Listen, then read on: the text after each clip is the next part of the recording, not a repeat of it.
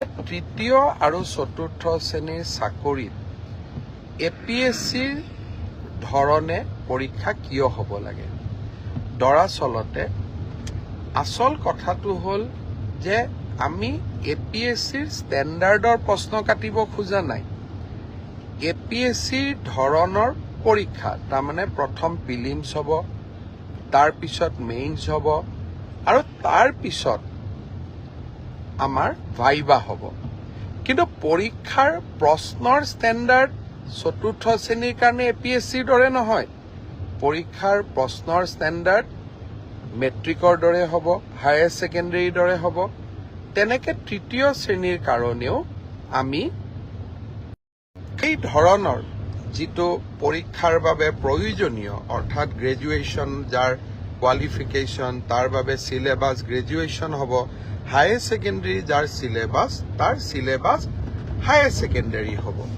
কিন্তু আমি এটা প্ৰস্তাৱ দিছিলোঁ যে এইবাৰ ADREৰ পৰীক্ষা প্ৰিলিমছ হওক, মেইনছ হওক আৰু ইণ্টাৰভিউ হওক। কিয় কৈছিলোঁ?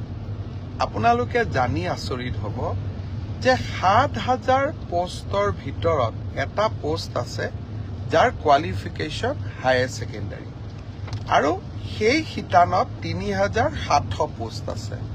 তাৰ বিপৰীতে ১১ লাখ ল'ৰা ছোৱালীয়ে আবেদন কৰিছে।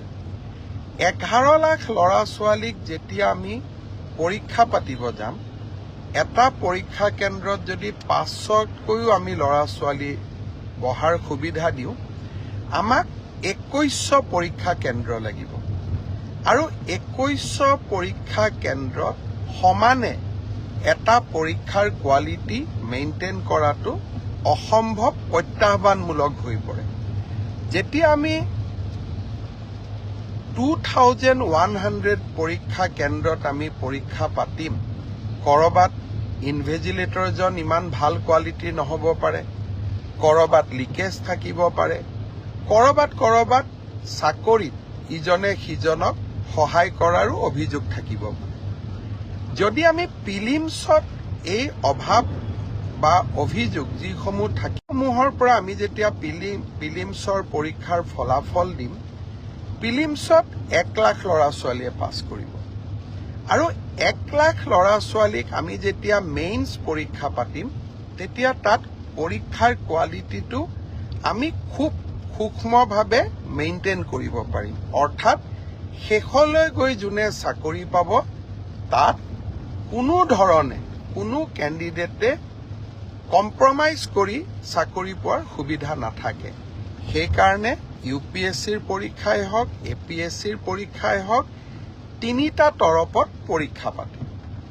পৰীক্ষাৰ প্ৰশ্ন কাকতবোৰ APSC UPSCৰ দৰে নহয়। দুজন মানে কৈ আছে চতুৰ্থ শ্ৰেণীৰ কাৰণে APSCৰ দৰে পৰীক্ষা কিয় হ'ব লাগে? চতুৰ্থ শ্ৰেণীৰ ইণ্টাৰভিউত APRজনে ক্লাছ 10ৰ ষ্টেণ্ডাৰ্ডে পৰীক্ষাৰ প্ৰশ্নৰ উত্তৰ দিব। কিন্তু প্ৰিলিমছ আৰু মেইনছৰ মাজেদি যেতিয়া সৰকি আহিব, তেতিয়া চাকৰি যোগ্যজনে পাব। মোৰ এটাই লক্ষ্য আছিলে যে চাকৰি যাতে যোগ্যজনক বাদ দি আন কোনোৱেও নাপায়।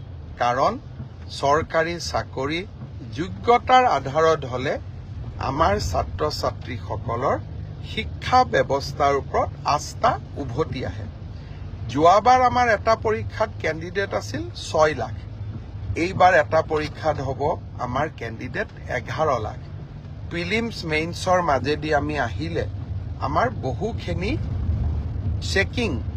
চেক এণ্ড বেলেঞ্চ আমি কৰিব পাৰিলোহেঁতেন।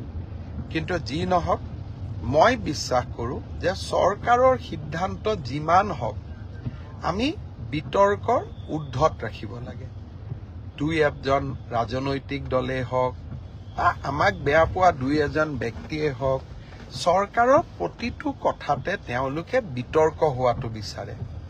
আৰু বিতৰ্কৰ পৰা তেওঁলোকৰ যে কিবা লাভ হয় এনেকুৱা নহয়। যেন বিতৰ্ক কৰি চৰকাৰখনৰ ভাল প্ৰচেষ্টাসমূহকো তেওঁলোকে যাতে ক'ৰবাত নিগেটিভিটিলৈকে ৰূপান্তৰ কৰিব পাৰে। সেইবাবে ময়ো সাৱধানে থাকিব খুজিছোঁ। এইবাৰ আমি প্ৰিলিমিনাৰী পৰীক্ষা নাপাতোঁ। মেইনছ আৰু ভাইভা ভচিৰ মাজেদিয়ে আমি পৰীক্ষাৰ ৰিজাল্ট দিম। অৱশ্যে 11 লাখ ছাত্ৰ ছাত্ৰীয়ে যেতিয়া 2100 পৰীক্ষা কেন্দ্ৰত পৰীক্ষা দিব, ই এটা ভীষণ প্ৰত্যাহ্বানমূলক হ'ব। কেনেকৈ পৰীক্ষা পাতিব পাৰিম, 2100 স্কুল কলেজ, ই এটা ডাঙৰ প্ৰত্যাহ্বান হ'ব।